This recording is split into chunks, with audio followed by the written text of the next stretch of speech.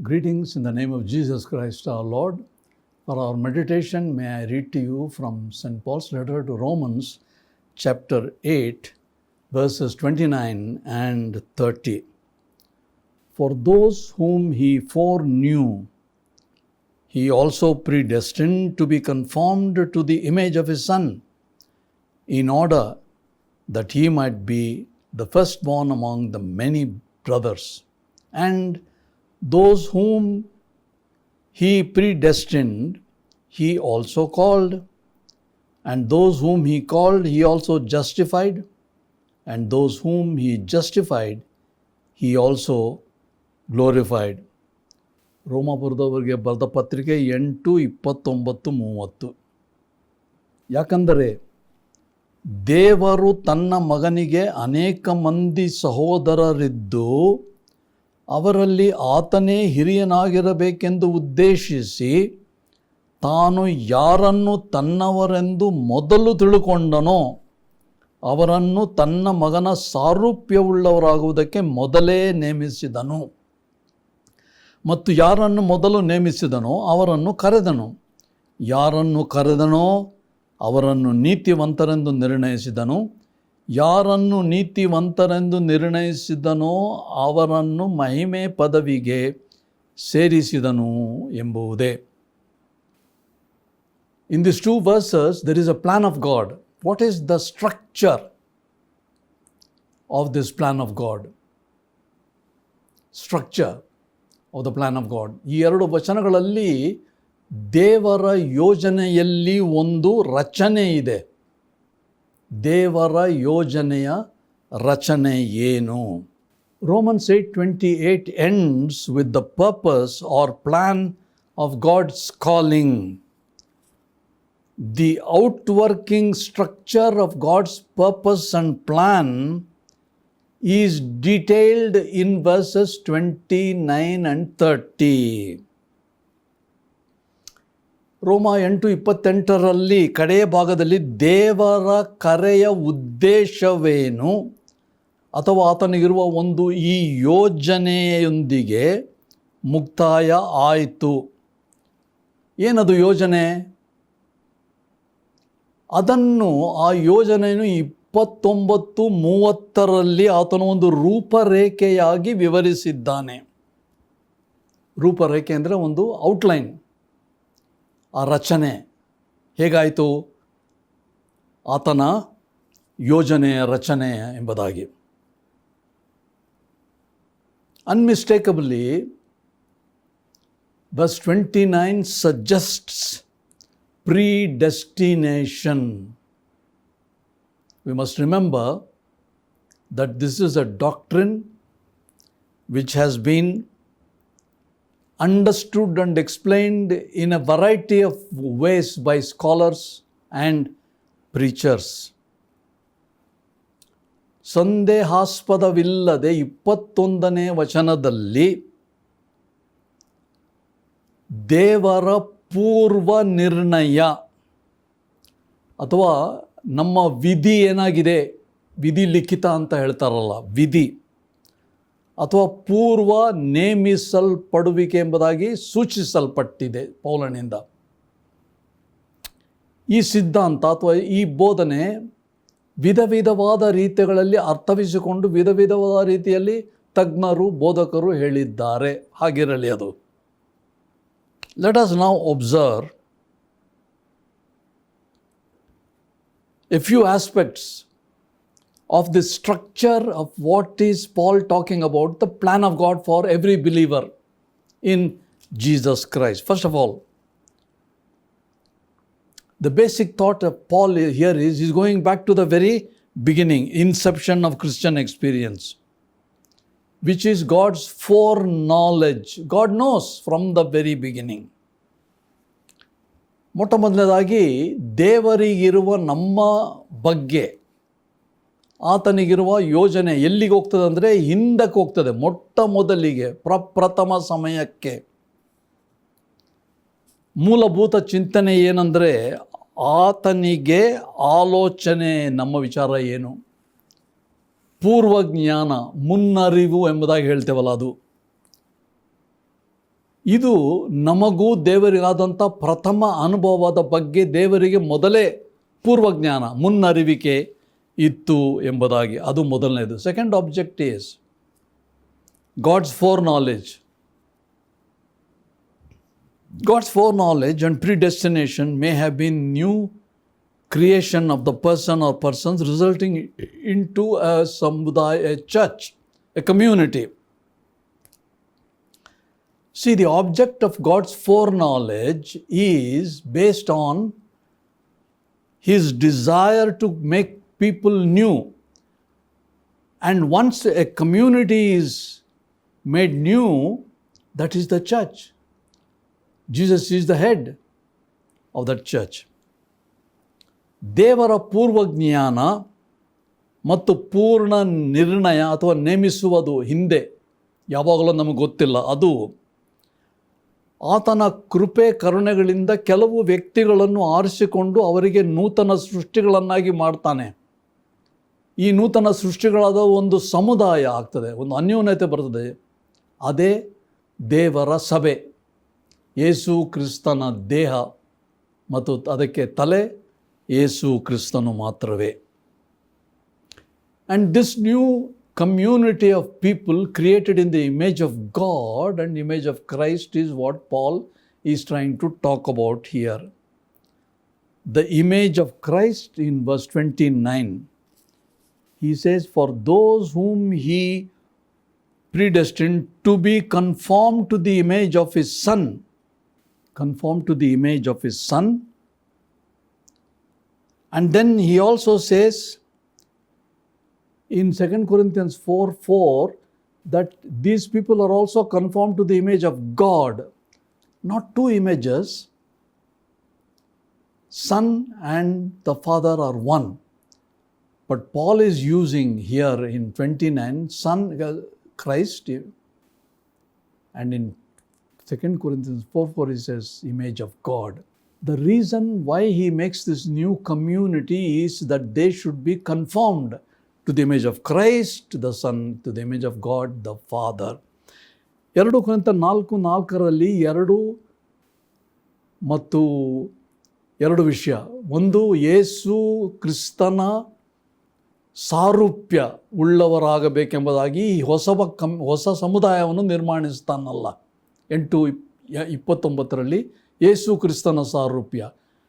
2 ಕೊರಿಂಥ 4:4 ದೇವರ ಸಾರೂಪ್ಯ. ಹೀಗೆ ಮಗನ ತಂದೆಯ ಸಾರೂಪ್ಯದಲ್ಲಿ ಹೊಸಬರಾಗಿ ಮಾಡಲ್ಪಟ್ಟ ಈ ಸಮುದಾಯವೇ, ಸಂಘವೇ ಯೇಸು ಕ್ರಿಸ್ತನ ಸಭೆ. ಮೂರನೇದಾಗಿ, the third thing is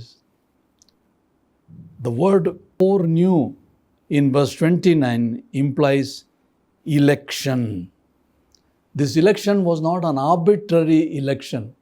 It was not a whimsical election just by random choice. No, it was based on the foreknowledge of God. He makes a choice. ಮೂರನೇದಾಗಿ, ಮೊದಲು ಆತನು ಯಾರನ್ನು ತಿಳ್ಕೊಂಡನೋ ಎಂಬುದಾಗಿ ನಾವು 21ನೇ ವಾಕ್ಯದಲ್ಲಿ ಓದ್ತೇವೆ. ಮೊದಲು ತಿಳ್ಕೊಂಡನೋ, ಇದು ಒಂದು ಆಯ್ಕೆಯ ಬಗ್ಗೆ ನಮಗೆ ಸೂಚನೆ ಕೊಡ್ತದಲ್ಲ. ತಿಳ್ಕೊಂಡನೋ, ಆಯ್ಕೆ, ಒಂದು ಚುನಾವಣೆ.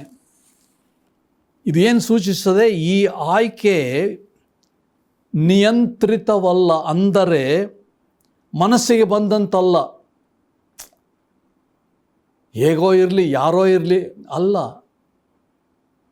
ಯಾರನ್ನು ಮೊದಲು ತಿಳ್ಕೊಂಡನೋ ಆತನ ಪೂರ್ವ ಜ್ಞಾನದ ಪ್ರಕಾರವೇ ಆತನ ಆಯ್ಕೆ. That choice, that election of God is the knowledge of God replete with everything in the world of the people and of the things of the world. Even in the Old Testament we find that the knowledge of God is replete. For instance, I'll read only one verse, and that is Amos 3:2. Talking about Israel, he says, you only have I known of all the families of the earth. God knows. And whenever he makes a choice, it is dependent upon the knowledge, the foreknowledge of God. ದೇವರ ಆಯ್ಕೆ ಇಲ್ಲಿ ಮಾತ್ರ ಪೌಲನು ಹೇಳುವುದಲ್ಲ, ಹಳೆ ಒಡಂಬಡಿಕೆಯಲ್ಲಿ ಎಲ್ಲ ಕಡೆಗಳಲ್ಲಿ ದೇವರ ಜ್ಞಾನವು ತುಂಬಿದೆ ಎಂಬುದಾಗಿ ಒಂದೇ ಒಂದು ಉದಾಹರಣೆ, ಅದೇನೆಂದರೆ ಆಮೋಸನ ಪ್ರವಾದನೆ ಗ್ರಂಥ 3ನೇ ಅಧ್ಯಾಯ 2ನೇ ವಚನದಲ್ಲಿ ಹೀಗೆ ಬರೆದಿದೆ ಇಸ್ರಾಯೇಲಿನ ಬಗ್ಗೆ: ಭೂಮಿಯ ಸಕಲ ಕುಲಗಳೊಳಗೆ ನಿಮ್ಮನ್ನು ಮಾತ್ರ ನನ್ನವರೆಂದು ಅರಿತುಕೊಂಡಿದ್ದೇನೆ ಅಥವಾ ತಿಳ್ಕೊಂಡಿದ್ದೇನೆ. ದೇವರಿಗೆ ಗೊತ್ತು, ಜ್ಞಾನ ಇದೆ. ಇದೇ ಮುನ್ನ ಅರಿವು, ಪೂರ್ವ ಜ್ಞಾನ. ಹೀಗೆ ನಿಮ್ಮ ನನ್ನ ವಿಚಾರ ದೇವರಿಗೆ ಪೂರ್ವ ಜ್ಞಾನ ಇದೆ. Therefore you and I are also in the foreknowledge of God. He knows what we are, what we will be. Foreknowledge of God concerning us. That is the first thing we have just observed. Foreknowledge of God concerning us. The purpose was, his foreknowledge was to create a new person, and a new person's eventually a community which will become the body of Christ, the church. And this choice that he is making of new creation believers who come to him is not an arbitrary choice, not a whimsical choice, but it is based on the foreknowledge of God. ಈಗ 3 ವಿಷಯಗಳನ್ನು ನಾವು ಆಲೋಚನೆ ಮಾಡಿದೆವು, ಜ್ಞಾಪಕಕ್ಕೆ ತರೋಣ. ಮೊದಲನೇದಾಗಿ, ನಮ್ಮ ಬಗ್ಗೆ, ನಮ್ಮ ವಿಚಾರ ದೇವರಿಗೆ ಮುನ್ಜ್ಞಾನ, ಪ್ರಭಾವ, ಮುನ್ನರಿವು, ಮೊದಲೇ ಆತನಿಗೆ ಎಲ್ಲವೂ ತಿಳಿದಿತ್ತು. ಮತ್ತು ಎರಡನೇದಾಗಿ, ಆತನ ಮುನ್ನರಿವಿನಿಂದ ನಮ್ಮನ್ನು ಆದುಕೊಂಡ ಕಾರಣ ನಮ್ಮನ್ನು ಹೊಸವರನ್ನಾಗಿ ಮಾಡ್ತಾನಲ್ಲ. ಆ ಹೊಸತು ಆದ ಮೇಲೆ ಕೆಲವರು ಸೇರಿದಾಗ ಅವರು ಒಂದು ಅನ್ಯೋನ್ಯತೆಯಿಂದ ಒಂದು ಸಮುದಾಯ ಆಗ್ತಾರೆ. ಅದೇ ದೇವರ ಯೇಸು ಕ್ರಿಸ್ತನ ಸಭೆ.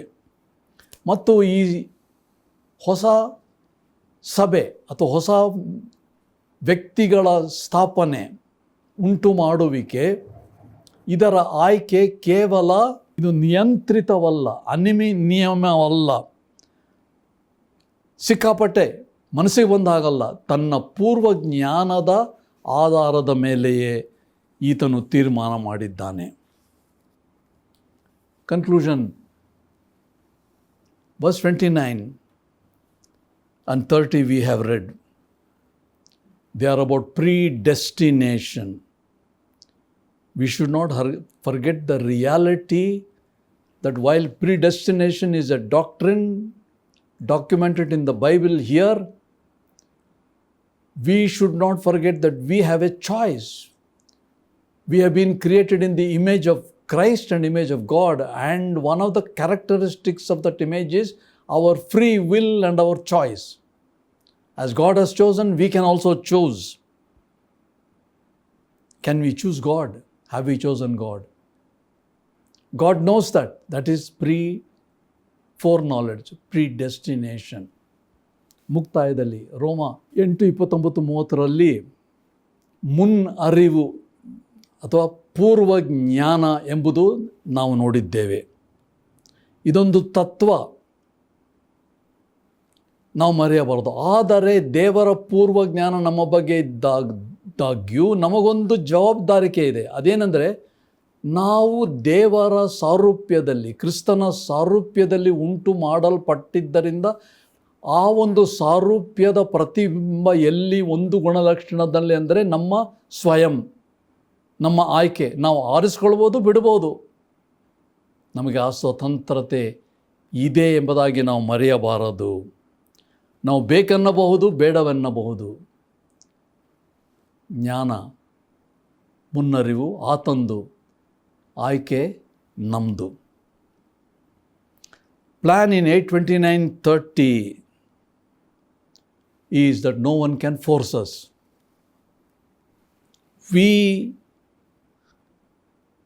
are free because we have the free will. That's the image of God and Christ created in the new being is the image of God. So we have a responsibility. We can positively accept or we can reject the structure of God. ರೋಮ 8:29-30 ದೇವರ ಆಯ್ಕೆಯನ್ನು ಅಂಗೀಕರಿಸಲು ನಮ್ಮನ್ನು ಯಾರೂ ಒತ್ತಾಯ ಮಾಡುವ ಅಗತ್ಯತೆ ಇಲ್ಲ, ಬಲವಂತ ಮಾಡುವ ಅಗತ್ಯತೆ ಇಲ್ಲ. ಕಾರಣ ನಮಗೆ ಸ್ವಯಂ ಚಿತ್ತ ಇದೆ, ಸ್ವಯಂ ಮನಸ್ಸಿದೆ. ನಾವು ಸ್ವೀಕರಿಸಬಹುದು ಅಥವಾ ತಿರಸ್ಕರಿಸಬಹುದು, ಬೇಕೆನ್ನಬಹುದು, ಬೇಡವೆನ್ನಬಹುದು. ಈ ರಚನೆ ಯಾವುದು? 3 ವಿಚಾರ ನಾವು ಆಲೋಚನೆ ಮಾಡಿದ್ವಲ್ಲ ಅದನ್ನು. ಪ್ರಶ್ನೆ, after all this let us ask a question. Are you part of this new community that God has created? New being, new creation. How does it happen? Happens because of the foreknowledge of God. He predestines, He begins to work in you and call in you, and you respond. Have you responded? You have heard that God has loved you. Jesus Christ has come. Have you responded? Are you part of the new community? Examine yourself. ದೇವರ ಯೋಜನೆಯ ಈ ಹೊಸ ಸಮುದಾಯದಲ್ಲಿ ನಿಮಗೆ ಭಾಗ ಉಂಟಾ? ನೀವು ಹೊಸಬರಾಗಿ ಉತ್ಪತ್ತಿ ಉಂಟಾಗಿದ್ದ ನಿಮಗೆ ದೇವರನ್ನು ಅಂಗೀಕರಿಸುವುದರಿಂದ, ಯೇಸು ಕ್ರಿಸ್ತನನ್ನು ಸ್ವೀಕಾರ ಮಾಡುವುದರಿಂದ, ಇದು ದೇವರ ಮುನ್ನರಿವಿನಿಂದ ಆತನು ನಿಮಗೆ ಕೊಟ್ಟಿದ್ದಾನೆ. ಕರೆಯನ್ನು ಅಂಗೀಕಾರ ಮಾಡಿದ್ದೀರಾ? ನಮಗೆ ಸ್ವಯಂ ಇದೆ, ಮಾಡಬಹುದು ಅಥವಾ ಬೇಡ ಅನ್ನಬಹುದು. ಇದೇ ದೇವರ ಯೋಜನೆಯ ರಚನೆ. This is the structure of God's plan. Predestination based on the foreknowledge. He makes a call. It depends on our response. We can, free beings, either accept or reject. Have you accepted? Examine yourself. ಇದೇ ದೇವರ ಯೋಜನೆಯ ರಚನೆ. ಮುನ್ನರಿವಿನಿಂದ ಆತನು ತೀರ್ಮಾನ ಮಾಡಿದ್ದಾನೆ, ಮುನ್ನೇಮಿಸಿದ್ದಾನೆ, ಕರೆದಿದ್ದಾನೆ. ಅಂಗೀಕಾರ ಮಾಡುವುದು, ತಿರಸ್ಕಾರ ಮಾಡುವುದು ನಿಮ್ಮ ತೀರ್ಮಾನವೇನು. ಯಾರೂ ಬಲವಂತ ಮಾಡಲಿಕ್ಕಾಗೋದಿಲ್ಲ. ಅಂಗೀಕರಿಸಿ ಈ ಹೊಸ ಸಮುದಾಯದಲ್ಲಿ ಯೇಸು ಕ್ರಿಸ್ತನ ದೇಹದಲ್ಲಿ ಭಾಗಿಗಳಾಗುವಂತೆ ದೇವರು ನಿಮಗೂ ನನಗೂ ಸಹಾಯ ಮಾಡಲಿ. ಪ್ರಾರ್ಥನೆ ಮಾಡೋಣ. We respond positively, O God, to the call that you have given, because it's your plan. On the basis of your foreknowledge, you predestined us, you called us, and you gave us the desire to positively respond. We come. Forgive us all our iniquities and accept us. ನಮ್ಮ ಎಲ್ಲ ಅಪರಾಧ ದೋಷಗಳನ್ನು ಮನ್ನಿಸಿ ನೀನು ನಿನ್ನ ಪೂರ್ವ ಜ್ಞಾನದಿಂದ ನಮ್ಮನ್ನು ನೀನು ಈಗಾಗಲೇ ನೇಮಿಸಿದ್ದಿ. ಇದರ ಪ್ರತಿಯಾಗಿ ನಮಗೆ ನಿನ್ನ ಕರೆಯನ್ನು ಕೊಟ್ಟಿದ್ದಿ. ನಾವು ಅದನ್ನು ಅಂಗೀಕಾರ ಮಾಡಬಹುದೋ ತಿರಸ್ಕಾರ ಮಾಡಬಹುದೋ ನಮ್ಮ ಜವಾಬ್ದಾರಿಕೆ. ಅಂಗೀಕಾರ ಮಾಡ್ತೇವೆ. ಈ ಹೊಸ ಸಮುದಾಯದಲ್ಲಿ ಹೊಸ ವ್ಯಕ್ತಿಗಳಾಗಿ ನಾವು ಬದುಕುವಂತೆ ನಿನ್ನ ಯೋಜನೆಯನ್ನು ಅಂಗೀಕಾರ ಮಾಡ್ತೇವೆ ಸ್ವಾಮಿ. ನಿನಗೆ ಸ್ತೋತ್ರ ಮಾಡಿ ನಮ್ಮ ಬಾಳುಗಳನ್ನು ನಿನ್ನ ಕೈಯಲ್ಲಿ ಒಪ್ಪಿಸಿ ನೀನೇ ನಮ್ಮನ್ನು ಹತೋಟಿಯಲ್ಲಿಟ್ಟುಕೊಂಡು ನಡೆಸಬೇಕೆಂದು ನಮಗೋಸ್ಕರ ಪ್ರಾಣದಾನ ಮಾಡಿದ ನಮ್ಮ ರಕ್ಷಕನಾದ ಯೇಸು ಕ್ರಿಸ್ತನ ಹೆಸರಿನಲ್ಲಿ ಬೇಡಿಕೊಳ್ಳುತ್ತೇವೆ ತಂದೆಯೇ. Amen.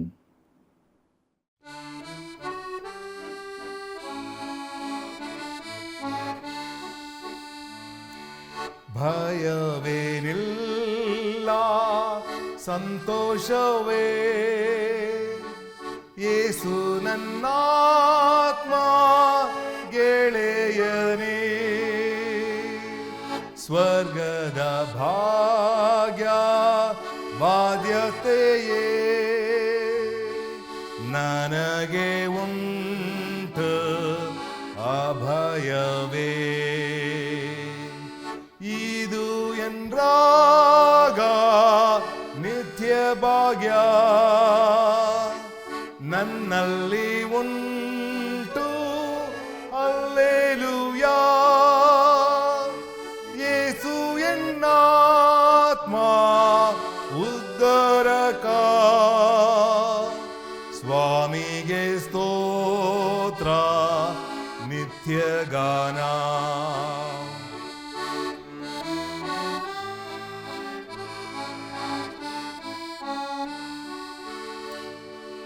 Blessed assurance, Jesus is mine.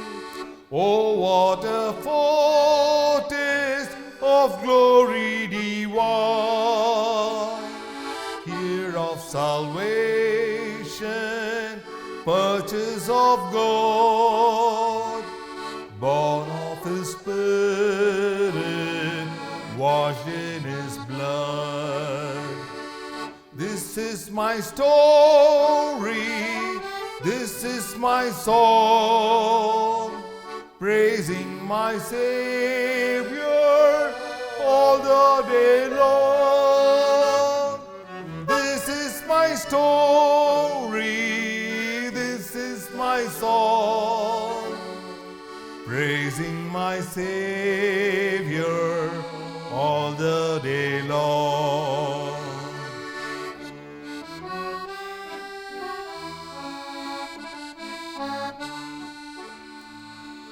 Perfect submission, perfect delight, visions of rapture now burst on my sight.